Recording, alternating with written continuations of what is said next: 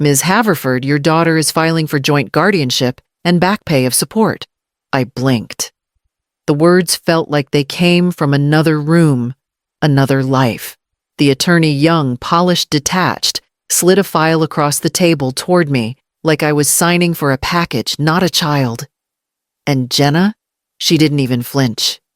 She sat with her hands folded neatly, the same hands that once trembled when holding a feverish toddler.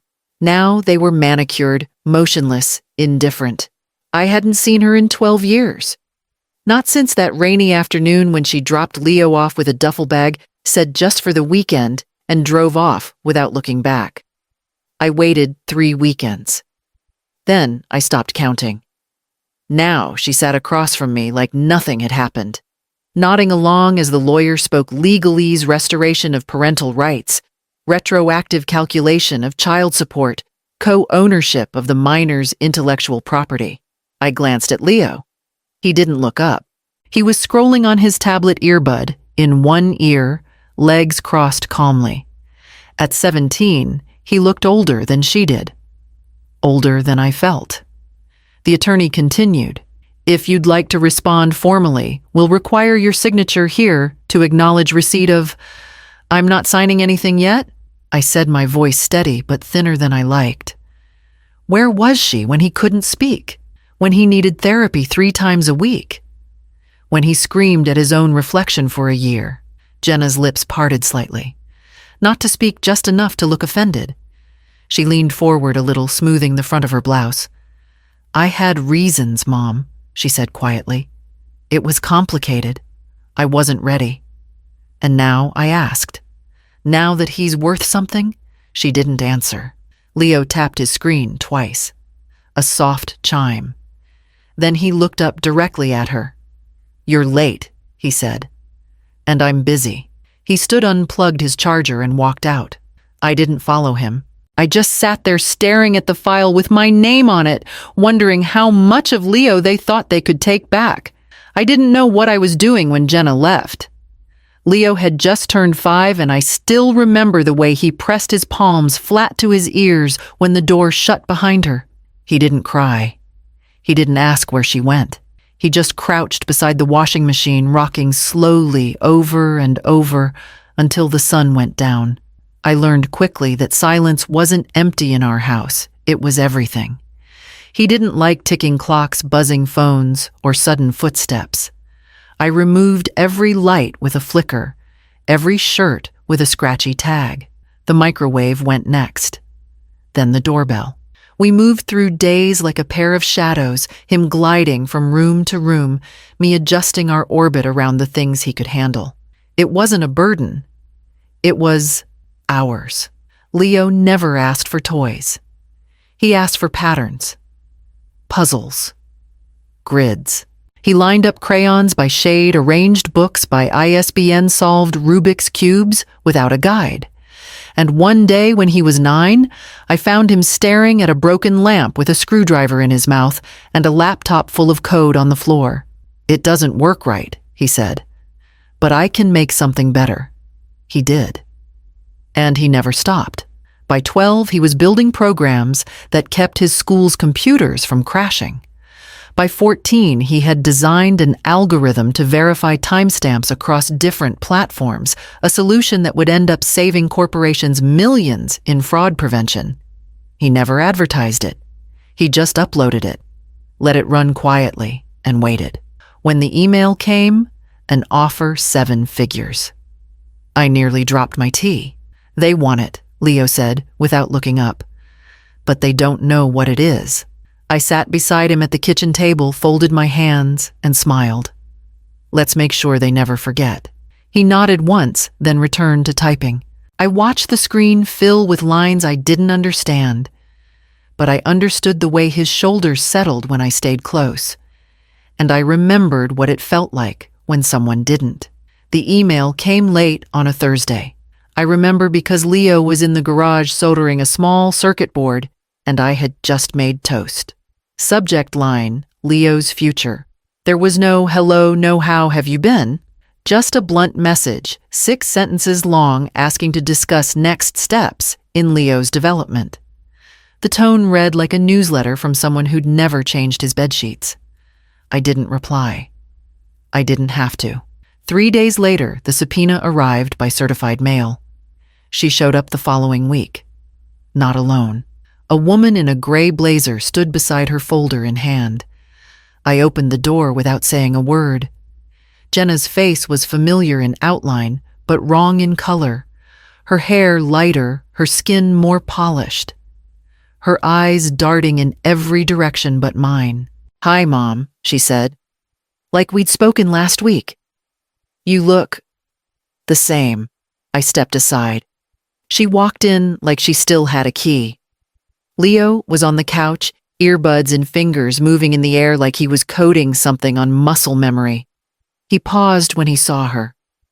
Jenna crossed her arms, tilted her head. "Leo," she said gently. "Sweetheart."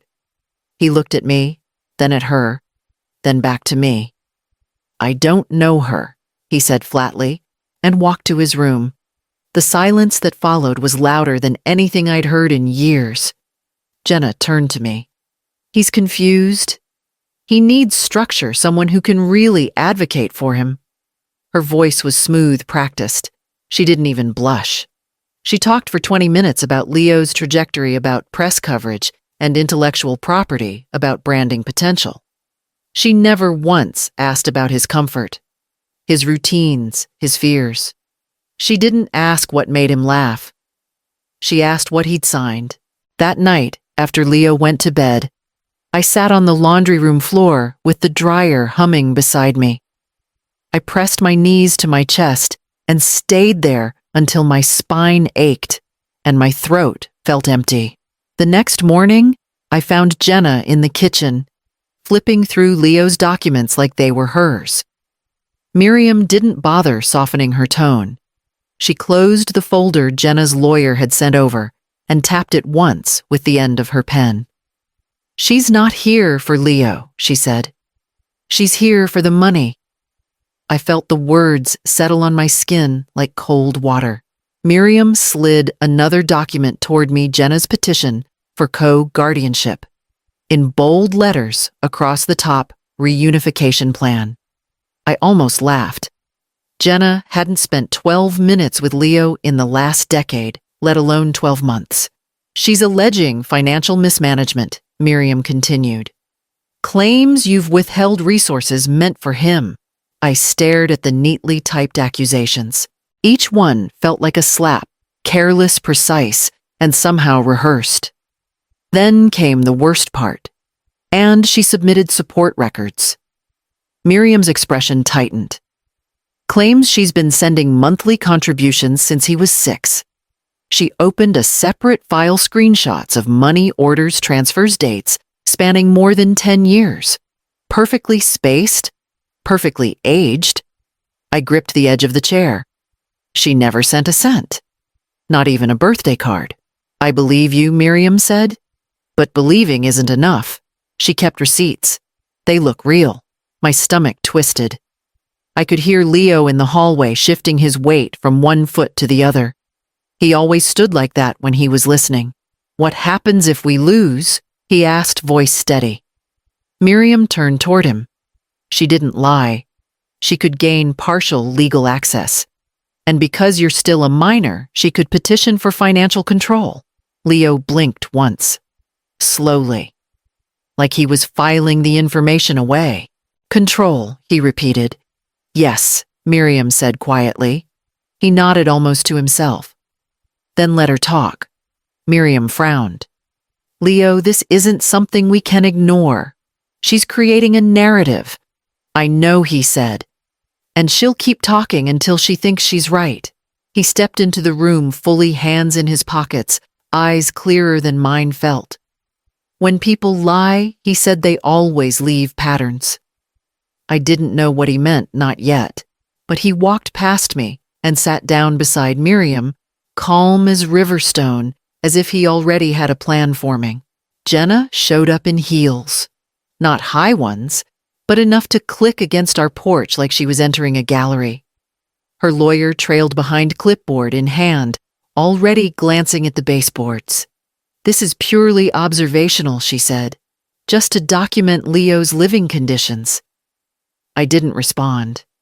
I just opened the door and stepped aside. Jenna walked in like the house owed her a tour. Her eyes moved over the shelves, the light switches, the scuff on the wall by the hallway, where Leo used to tap his hand each time he passed. She paused at the couch, the one with the faded armrest and wide corduroy lines. "Is this safe?" she asked, turning toward me. "For a child with sensory issues?" "It's mine," Leo said. "From the dining room. I picked it. I like the weight." She turned slowly, smile already forming. "Sweetheart," she said, stepping toward him. "You probably don't remember, but I used to rock you right here, in a blanket with yellow stars. You'd fall asleep on my chest every night."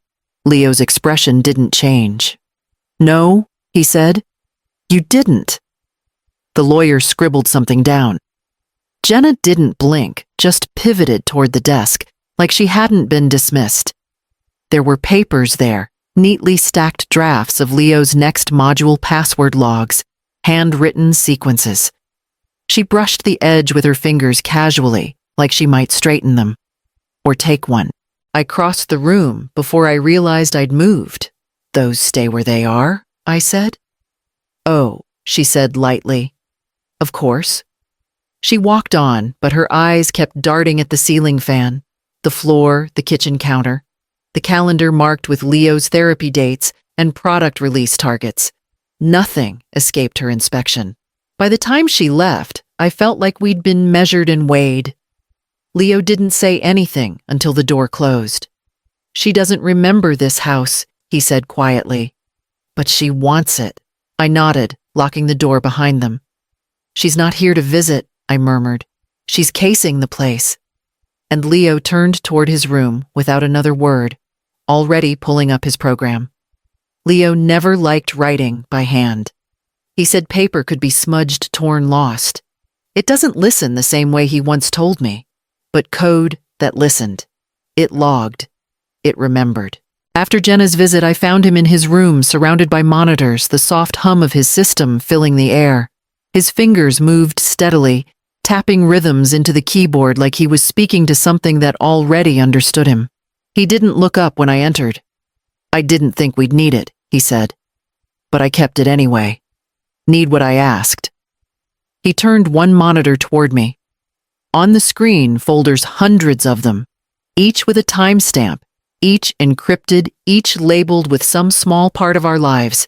Therapy sessions, prescription records, voice memos, grocery receipts, every email Jenna never sent, every bill she never paid, each one cross-referenced, watermarked, and tagged.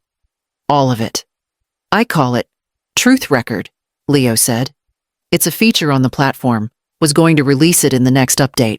I stared at the screen. "You built this?" He nodded. "She lies too clean." I wanted messy truth. I sat down beside him, stunned. Not by what he'd done, he'd always been meticulous, but by the quiet of it. All these years while I was folding laundry and trying to stretch grocery money, Leo had been building something deeper than memory. "This isn't just evidence," I said softly. "It's a timeline," he replied. "Hours. No edits." He pulled up a side window showing comparison data, Jenna's fake support records versus actual medical billing history. The mismatches lit up in red. "Truth isn't just what happened," he added. "It's what can be proven." And with one more keystroke, he backed it up secure cloud-redundant drives offline copy. A witness that couldn't forget. I reached out and touched his shoulder, not saying anything. He didn't shrug me off, just kept coding. The following day, he asked Miriam if he could speak during the hearing. She said yes, surprised. And Leo smiled, just barely. Then I'll show them the pattern. The courtroom smelled like carpet cleaner and faint nerves. Everyone spoke in low tones, like truth was something fragile that might break if handled too loudly. Jenna sat across from me, wearing a blouse the color of dust. Her makeup was light, barely there, like she was trying to look smaller. Her voice shook in just the right places, the way I imagined someone told her it should. She spoke about regret and reconnection, and how she'd been misunderstood. She called her choices youthful mistakes. She described Leo as a boy she'd never stopped loving. Then she presented her evidence support logs, money transfers cards she claimed were returned unopened. Every document crisp and carefully labeled. The judge flipped through them, nodding. Leo sat beside Miriam's tablet in his lap, legs crossed neatly. When it was his turn, he stood without looking at Jenna. "I have a record of inconsistencies," he said. "If I may present it." The judge glanced at Miriam, who nodded once. Leo mirrored the courtroom screen and tapped twice. First, slide a spreadsheet. Simple. Color-coded. Red for falsified data, green for verifiable records, gray for absence. He didn't raise his voice, didn't dramatize a thing. He simply read the dates and cross-referenced them. Jenna's claimed transfers against bank ledgers, her supposed visits against school attendance logs, her words against silence. Each lie unraveled like thread pulled clean from cloth. The room grew still. Even the clerk stopped typing. Jenna's lawyer objected once. Overruled.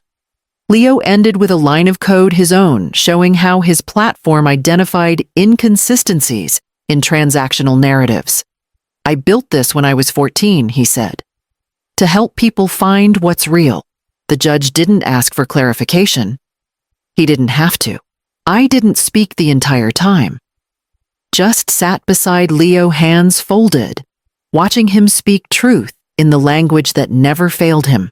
And when the judge called for recess, Jenna wouldn't meet my eyes. She adjusted her sleeve, then her folder, but not her story.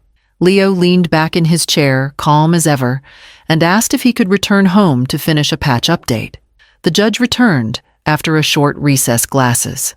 Lower on her nose, expression unreadable. She didn't look at either attorney first. She looked at Leo. "Leo," she said, "before I make any determination, I want to ask you one question." He stood, shoulders even, hands at his sides. "Yes, Your Honor.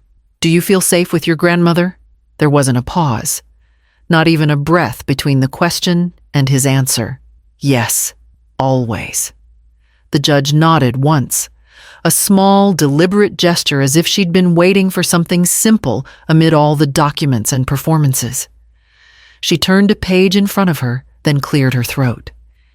In the matter of guardianship and financial oversight, Jenna straightened, smoothing her blouse again, eyes bright, like she expected applause. "The petition is denied." Jenna blinked once, twice. "The request for retroactive support," the judge continued, "is denied as well." Jenna's attorney shifted in his seat, already folding his notepad. "And given the evidence presented regarding record falsification, I am opening a counter-investigation under potential fraud. You will be contacted by the appropriate offices." The room didn't make a sound, not a cough, not a shuffle. Jenna's lips parted just slightly, as if she were waiting for a line she'd rehearsed but suddenly forgotten. Her lawyer gave her a subtle tug on the elbow. Time to stand. Time to leave. She rose stiffly, shoulders pulled back, chin lifted, but her eyes stayed on the floor. As she walked past me, she didn't slow down, didn't acknowledge me, didn't offer a single look. Just the soft rustle of her coat and perfume I didn't recognize anymore.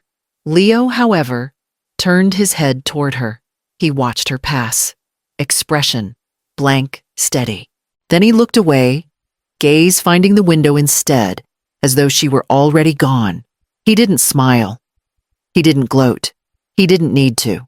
We left the courtroom the way we'd entered it, side by side. But something had shifted. His steps were lighter, as if carrying less weight than before. And when we reached the car, he opened the passenger door himself, already pulling out his tablet. A week after the ruling, Leo received another buyout offer larger than the first. He read the email while stirring his tea, then turned the screen toward me. "I'm not taking it," he said. I raised an eyebrow. "That's a lot of commas." He shrugged. "I want to build the next version myself. No noise, No meetings, just clean code. And he meant it. He hired 2 classmates from his tech program, brilliant, quiet kids with eyes like his. They set up in the garage, clearing out boxes and old tools, laying down long tables and extra routers. The hum of their machines became a kind of music, low and steady, like the rhythm of a house breathing. They didn't wear suits. They didn't pitch to venture capital. They built things with headphones on barefoot most days, always a mug of coffee nearby. I kept the kitchen stocked, ran to the store when paper ran out, baked biscuits when I couldn't sleep.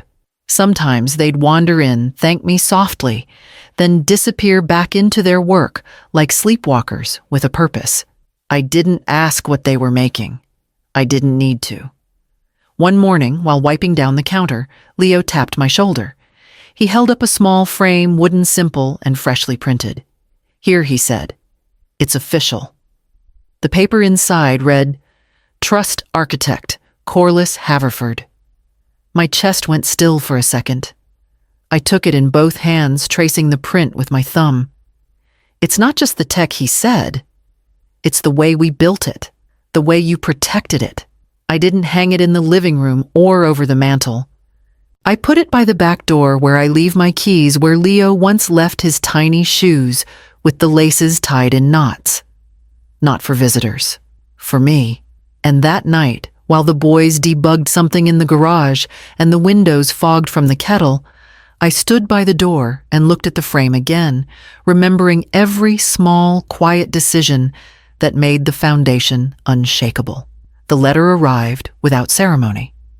No return address, no personal note on the envelope. Just a single sheet typed and clipped at the top.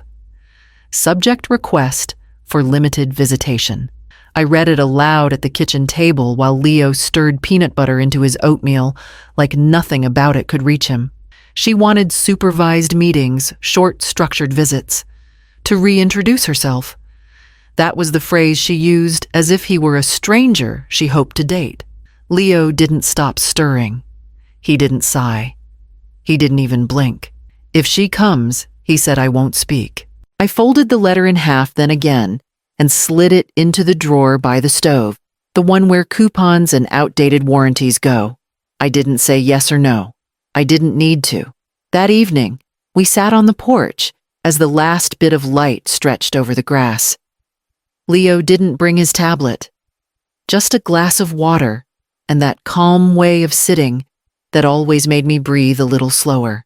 He watched the trees move, then said softly, "I remember when you used to hum in the mornings."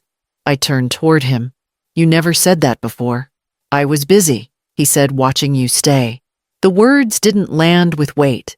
They landed with stillness, like something that had always been true, and finally had a place to rest. I looked out over the yard, the walkway we'd worn into the grass between the porch and the garage, the light still glowing behind the workbench where his friends were laughing over something only they understood.